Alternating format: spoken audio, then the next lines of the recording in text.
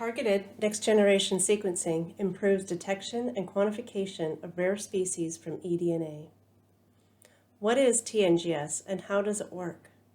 Are TNGS and quantitative PCR equally powerful at detecting spatial differences in species abundance?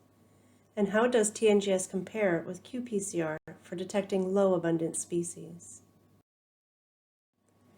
Targeted next-generation sequencing addresses a need to quantify and detect species at very low abundances from eDNA.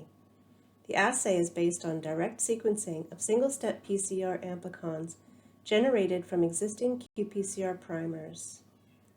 The PCR reaction uses fusion primers that have Illumina adapters and molecular identification tags. By sequencing equal volumes of PCR product, we can determine that there is a very strong correlation between the number of reads and DNA concentration. Standard curves are included with each MiSeq run. The example below indicates that there's 4% variance in the calibration to calculate DNA concentration from sequence read number in the range of 0.01 to 1,000 picograms per liter. This assay was applied to invasive European green crab on the west coast of Vancouver Island, Canada. We sampled eDNA and trapped green crab at 4 locations, 2 low abundance sites and 2 high abundance sites. We compared the new TNGS assay with a qPCR assay for green crab. The regression on the left shows that eDNA concentration is significantly correlated with green crab abundance as measured by CPUE for both methods.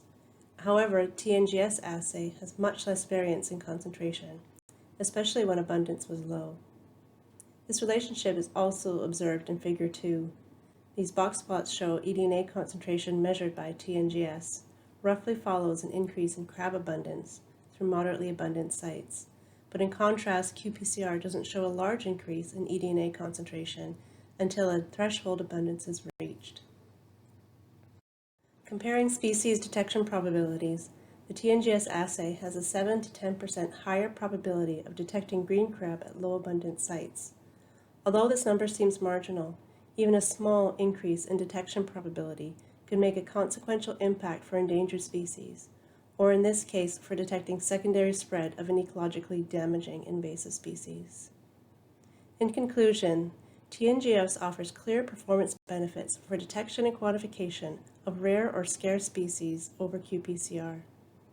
Future research should focus on standardization by adapting existing qPCR assays for use with TNGS.